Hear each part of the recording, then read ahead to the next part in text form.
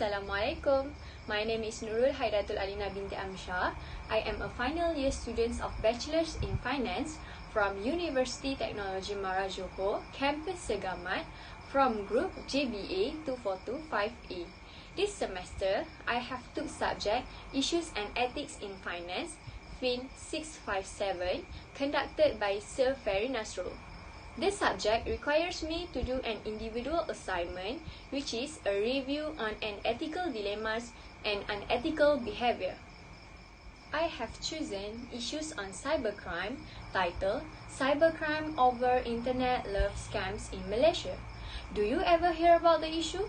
Or do you have experience about it? To begin, let me explain about cybercrime. So, what is cybercrime?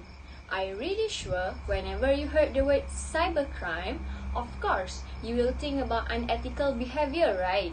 Okay, for your information, cybercrime refers to a crime that either targets a computer network, or a network device. Most, but not all cybercrime is committed by criminals or hackers who want to make money. Cybercrime is carried out by individuals or organizations. Some cybercriminals are organized, use advanced techniques, and are highly technical skilled. Others are hacking novice. Thus, scams refers to a deceptive scheme or trick used to cheat someone out of something, especially money. Scam is also a verb meaning to cheat someone in such way. Now, back to the article that I have chosen. The article is about a scam on online loves. It refers to the insincerity of advanced fee fraud scheme that use fictitious identities to approach and initiate romantic relationship with their targets in order to defraud them with a large amount of money.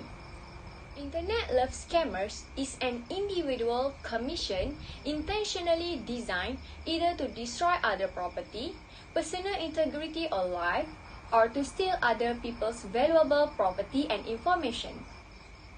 The cases had growth and keep increasing not just in Malaysia but also throughout the world.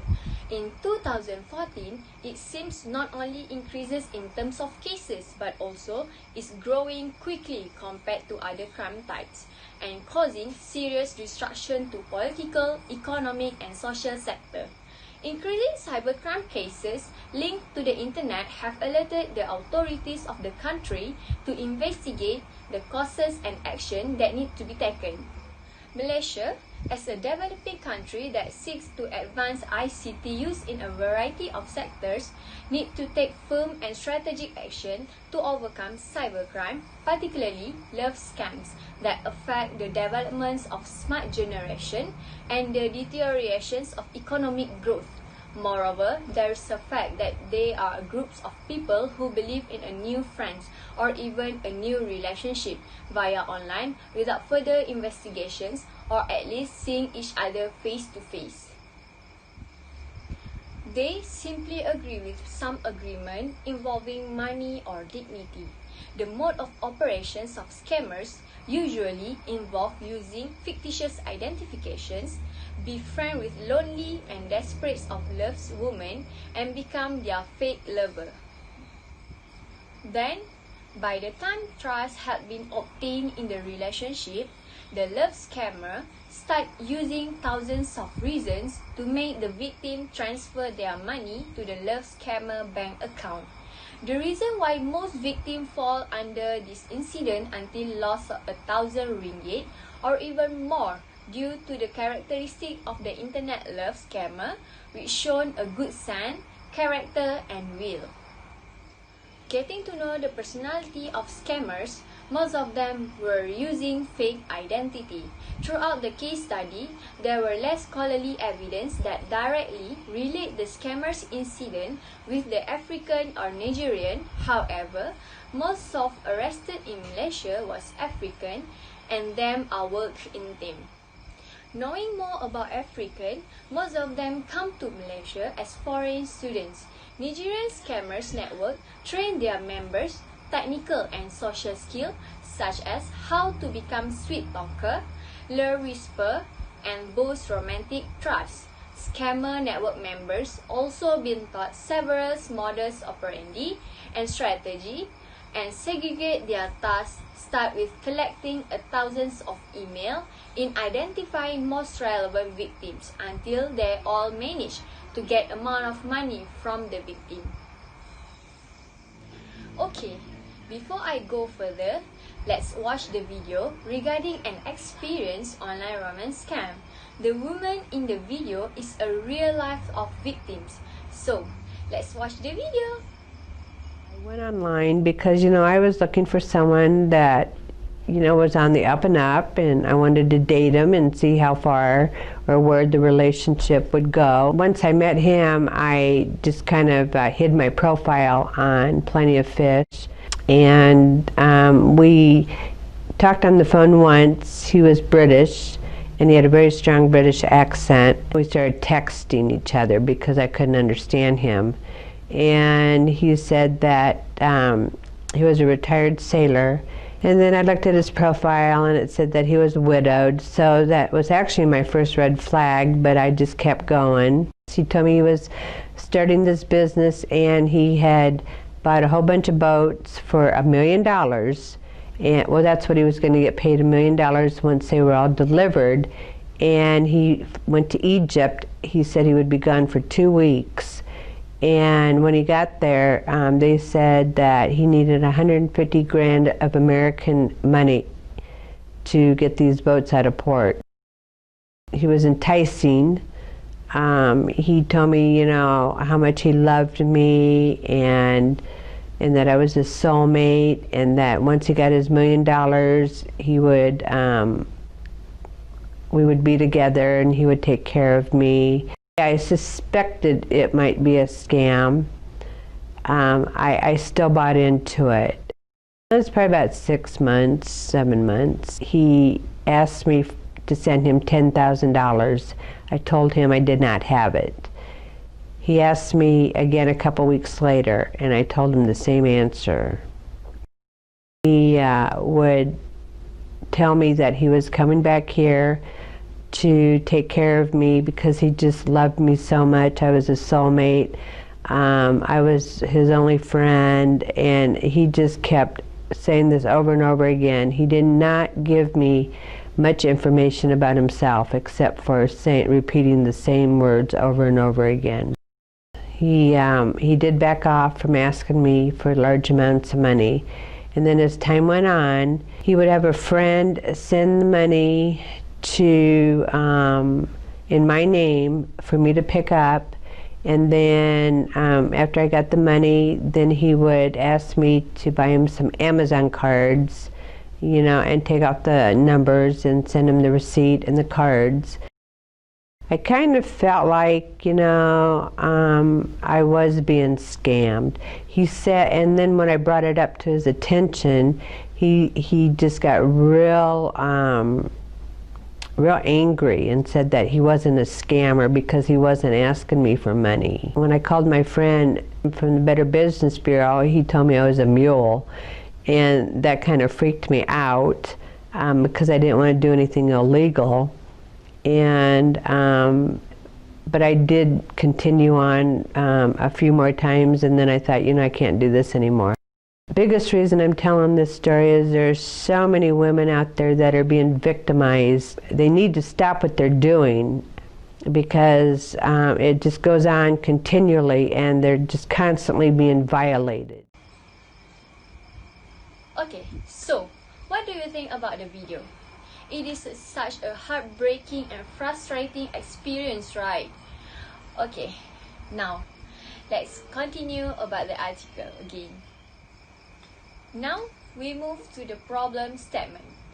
According to the studies, there is a reported that statistics acquired from Bukit Aman showed that in year 2013, 2,747 individuals were arrested due to fraud, which is also covers crime such as love scams.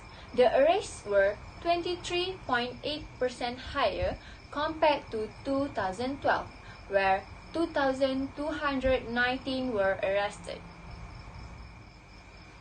On case that was reported on 21st November 2012, which the victim had lost around ringgit Malaysia 91,000 ringgit 200 of her mother's savings. She was a bank customer service officer. She has transferred the money to a man she befriended on Facebook. The scammer at first showed the precious attitude, caring and concern just like an adorable lover, until slowly gave many reasons to make the victim felt sympathy and influence her to give money for help. The woman transferred Rm 47,000 ringgit on March 15 and 14,200 ringgit 2 days later into 3 separate bank accounts via online banking. The bank accounts were under the names of individuals that she did not know. After receiving the money, the guy could not be contacted anymore. Then, other cases happened which happened in early of the year 2014. The victim was a 27 years old businesswoman from Terengganu who thought she had found love on the internet. Her virtual lover told her that he had sent her a package to show his love for her. Before any package arrived, the woman received a call from someone claiming to be from the customs department, who told her that the package contained about 500,000 US dollar, which is 1.65 million ringgit, which was undeclared and could be only be released if she paid a sum of money. She reluctantly parted with 6,000 ringgit. Her thought got strong when there is no package arrived and her lover then simply disappeared. In 2015, the whole world has shocked due to the issues that have spread worldwide, where Malaysia being claimed as a country that keep network of Nigerian love scam. It is also recorded that hundreds of American women are being trapped by love scammer based in Malaysia. Most internet love scammers who are based in Malaysia also have been reported to benefit from the developments of Malaysia ICT infrastructure and banking system, which make it easier for them to use internet smoothly and make international transfer via bank transaction services. All of this helps them operate in a sophisticated way relative to those working in their own country of origin. Malaysia's goal to become a global educational hub has also been pointed out by non-Malaysian writers as a reason why so many fake students, particularly Nigerians, have obtained student visa but have committed a number of criminal and violent incidents. Next, let's discuss about the love scam with different types of ethical theories. There are 3 different ethical theories about the internet love scams. All the theories discuss a different point of view about the scams. The first theory is Kantianism theory. Kantian ethics is derived on what Immanuel Kant claimed, which is the supreme principles of morality, the categorical imperative. According to Kant, there are 2 different but corresponding ways of defining the categorical imperative. The first one is universal law formula. The formula describes that an action could be moral if there is no problem if everyone is doing that action too. For example, robbery. If everyone being a robber, it will create a lot of problems, right? So, no one wants to work hard anymore because if it's moral, it is easier to rob rather than working 8 hours a day. Next, the second way is principle of humanity. According to the principle, whenever we act, we must be sure always to regard every individual as ends and never as mere means.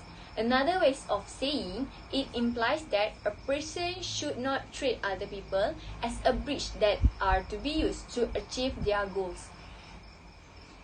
For example, suppose a manager of a factory knows that the factory will be going elsewhere in a few months' times. However, in the current times, some professionals employees really need to be recruited to complete the remaining jobs there. Thus, all professionals employees are coming from outside the state. If the soon-to-be hired employees realize that the factory is going to move, of course, they do not want to accept the offer because it will make them uncomfortable because they need to move too many times. Therefore, Kantianism really rejects love scams and said it as immoral. This activity cannot be accepted in the society and actions need to be taken to stop this from harming the well-being of the society. Secondly, act and rule utilitarianism theory. The idea of the theory is whether actions are morally right or wrong depends on their effects, specifically the effects of actions that are relevant and the good and bad results that they produce. This theory also consists of two types, which are act utilitarianism and rule utilitarianism. Act utilitarianism refers to the morality of an action depends on how much happiness it created. It means that actions is right to the degree that it raises the total happiness of the parties concerned, and actions is wrong to the extent that it lower the total happiness of the parties concerned. Then, rule utilitarianism focus on the consequence of the rule of an action. It will see on the rule of an action to define whether it is moral or not. So, to analyze the situations of love scammer from the first perspective, which is act utilitarianism, the actions of cheating someone's money is immoral. This is calculated from the total happiness it created. When the love scammer gets the money, yes, he is happy. However, it caused a lot of unhappiness to especially the victim and her family. From the second perspective, which is the rule utilitarianism, the rule stress that the actions of cheating other people is wrong. In any society, the consequence of cheating will always be negative. The last theory is social contract theory. It is a view that persons' moral and political obligations are individual, depends on a contract or agreement among them to form the society in which they live. In definition, social contract is a voluntary agreement among individuals by which society is brought into the right to secure mutual protections and welfare or to regulate the relations among its members. From the theory perspective, it is important to see the activity of the action. From the love scam situation, the victims are given the money to develop the relationship. However, the final actions was found to be disappointing. Cheaters ran away at the end and presumed as breaching the contract. So, the theory said that the actions of love scammer is totally unacceptable. Okay, now we move to the factors that cause the immoral activities. Can you guess what are the factors? For your information, there are many factors involved. Firstly, abusing student visa. The major problem of the activities is found due to the misuse of student pass. Investigations further reveal the scammers are misusing their student visa to enter Malaysia and intentionally involved with internet love scams. Many of the Nigerians in Malaysia were not genuine students as their numbers is quite high. According to the Education Ministry, there is around 9,146 students currently from the total of 123,000 overseas students. Then, the flaws of banking system, which is the weaknesses of the national banking system. The internet love scam crime is eased by Malaysia's advanced banking system, which allows criminals to easily set up accounts and make international transfer. Furthermore, assuming another person's identity is also made simpler by banks, allowing a person to open accounts online. Identity theft happens when someone steals victims' personal information, such as identity card number, address, phone number, or financial account information, and use it to open lines of credit under the victim's name. Moreover, review of current cyber law acts. Malaysia's police seems to have lack of resources and expertise to tackle the problems and have yet to launch a prosecutions over the cases. Internet has become a necessity for everybody in business, communicate, socializing, and many more. Despite being a positive tools for users, there are some of irresponsible people that are using internet in a negative ways, including web love scams and identity fraud. Then, dating match websites, online social networking, and chat rooms.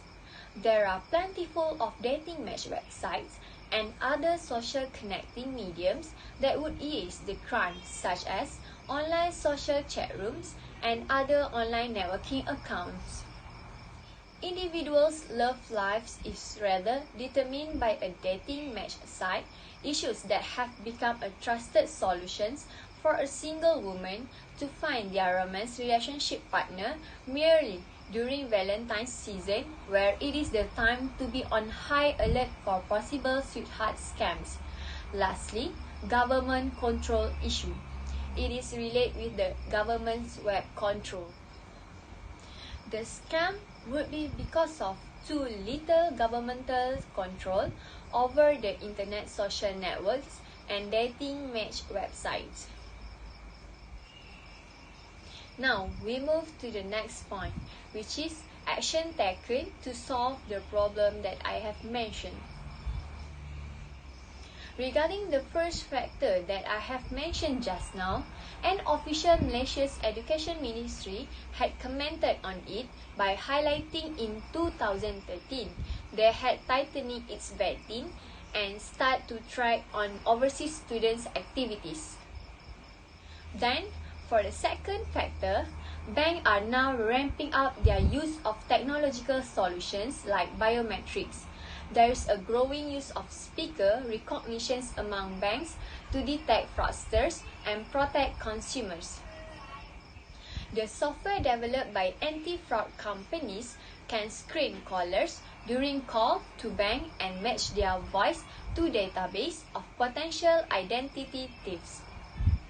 For the third factor, Malaysian government has already taken a big step to overcome this problem by introducing several acts of law to deal the issues of cybercrimes, which serve as an act to provide for offence relating to the misuse of computers.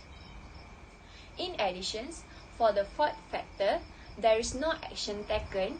However, people have to take precaution steps such as do not easily disclose any personal information.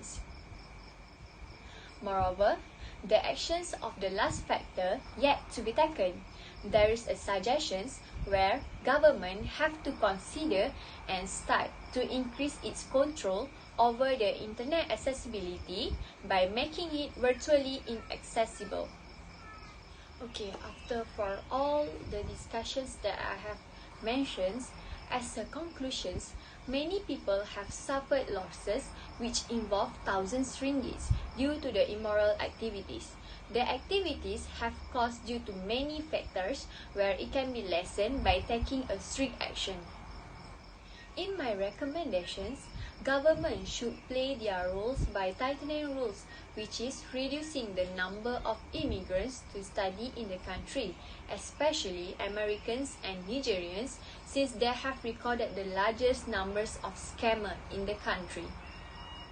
Then, Government should make a relationship with higher education institutions in order to trace and identify information of the students, since abusing students' visa is the major factors. Furthermore, higher education institutions have to do an investigation towards their students, especially the international students, to make sure they are not misuse their students' visa. Moreover, people have to play their roles by not easily trust people. They have to make a precautions action such as investigate background of the person and do a face-to-face meeting. They have to be very careful when the person started to ask for money. They have to ignore the request.